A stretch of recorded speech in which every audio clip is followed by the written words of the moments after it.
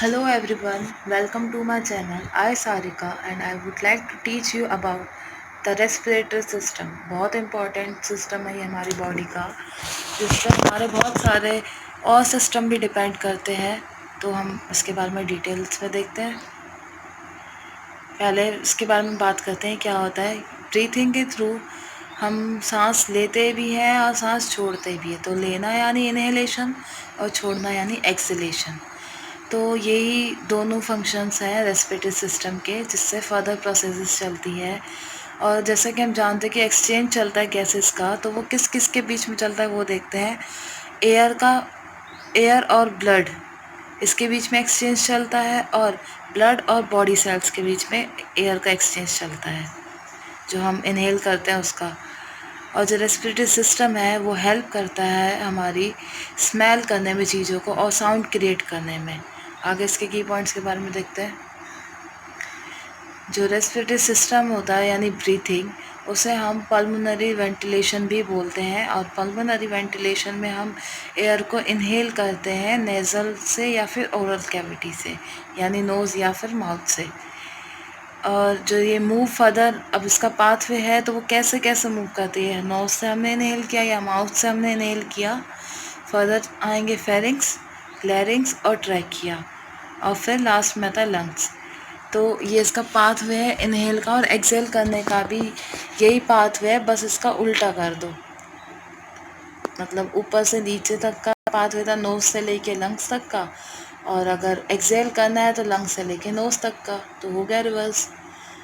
अब इसका पाथवे तो हो गया, आगे बात करते हैं कैसे क्या प्रेशर वगैरह का काम है इसमें। तो वॉल्यूम जो होता है वो चेंज होता है, और जैसे एयर प्रेशर होता है लंग्स का, वो ट्रिगर करता है पल्मोनरी वेंटिलेशन को। जो नॉर्मल इनहेलेशन होता है उसमें क्या होता है, डायफ्राम और एक्सटर्नल इंटरकोस्टल मसल्स जो होते हैं वो कॉन्ट्रैक्ट हो जाते हैं, और रिब्स केज एलिवेट हो जाता है। क्यों होते हैं? सरफेस एरिया बढ़ाने के लिए, क्योंकि हम इनहेल कर रहे हैं तो ऑक्सीजन हमें अंदर चाहिए उसके लिए। और प्रेशर की बात करते हैं तो जो वॉल्यूम होता है लंग्स का वो इंक्रीज़ हो जाता है, एयर प्रेशर कम हो जाता है, जिसकी वजह से ऑक्सीजन अंदर की तरफ आती है। नॉर्मल एक्सहेलेशन में इसका रिवर्स, मसल रिलैक्स हो जाएगी, और जो लंग्स होते हैं वो स्मॉलर हो जाते हैं, और जो एयर प्रेशर होता है वो बढ़ जाता है, जिसकी वजह से एयर बाहर चली जाती है। तो लंग्स के अंदर क्या चलता है, जो ऑक्सीजन है उसका एक्सचेंज चलता है कार्बन डाइऑक्साइड से। तो वो जो इंटरनल प्रोसेस होती है लंग्स के अंदर की, वो जो प्रोसेस होती है उसको हम एक्सटर्नल रेस्पिरेशन कहते हैं। आगे जो रेस्पिरेटरी प्रोसेस होती है वो बहुत सारे 100 ऑफ मिलियंस छोटे छोटे सैक लाइक स्ट्रक्चर वाले एल्वोलाई में होती है। ये प्रोसेस करने के लिए एल्वोलाई बहुत इंपॉर्टेंट होती है। और जो ऑक्सीजन होती है जो हम इनहेल करते हैं एयर से डिफ्यूज़ होके वो लंग्स में से होते हुए फिर वो पल्मोनरी कैपिलरीज के चारों ओर चली जाती है। और जो ऑक्सीजन होती है वो हीमोग्लोबिन के मॉलिक्यूल से बाइंड होके आरबीसीज में जाके वो पूरी ब्लड स्ट्रीम से पूरी बॉडी में वो ट्रांसपोर्ट होता है, पंप किया जाता है। इसका मतलब क्या है, जो कार्बन डाइऑक्साइड होती है डीऑक्सीजनेटेड ब्लड की, वो डिफ्यूज़ होती है कैपिलरीज से, और फिर वो एल्वेलाई में जाती है। फिर इसके आगे ये एक्सहेलेशन की प्रोसेस चलती है, जिससे वो हमारी बॉडी से रिमूव हो जाती है। ब्लड स्ट्रीम डिलीवर करती है ऑक्सीजनेटेड ब्लड को, और CO2 उसमें से एब्जॉर्व करके बॉडी से हमारे रिमूव कराती है। ये प्रोसेस क्या होती है, इंटरनल रेस्पिरेशन होती है। ये अनदर की फंक्शन है रेस्पिरेटरी सिस्टम का।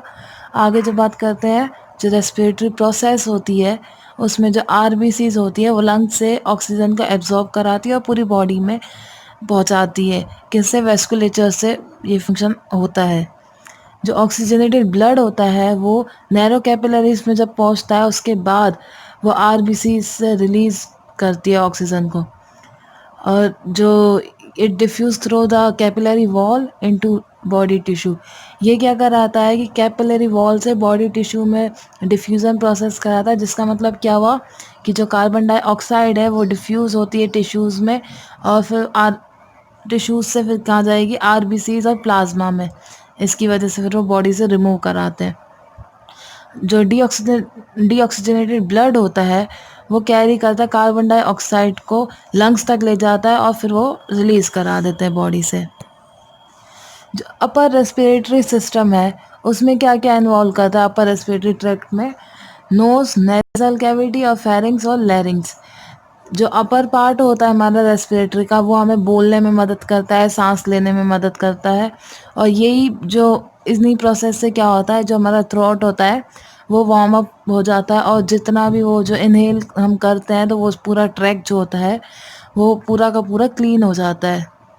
और इसके बाद क्या है, जो रेस्पिरेटरी स्ट्रक्चर होती है ना अपर वाली, उसमें म्यूकस मेम्ब्रेन पाई जाती है और वही म्यूकस मेम्ब्रेन चिपचिपी सी होती है। तो जैसे हम सांस लेते हैं जो उससे पहले जो डस्ट पार्टिकल्स या कोई भी स्मोक या कुछ भी फॉरेन पार्टिकल्स जो होते हैं वो उसी पे ट्रैप हो जाते हैं और वो हमारे फर्दर ट्रैवल नहीं कर पाता।